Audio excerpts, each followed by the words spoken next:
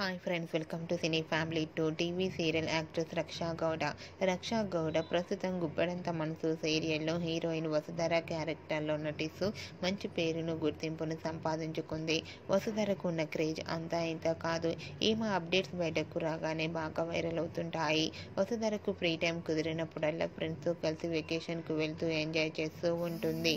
అయితే రీసెంట్గా గుబ్బడంత మనసు సీరియల్ హీరోయిన్ వసుధర తన రియల్ లైఫ్ లేటెస్ట్ ఫొటోస్ను షేర్ చేసింది. ఆ ఫొటోస్లో వసుధర న్యూ ఎయిర్ షూట్లో పాల్గొంటూ చాలా క్యూట్గా ముద్దుగా కనిపించింది.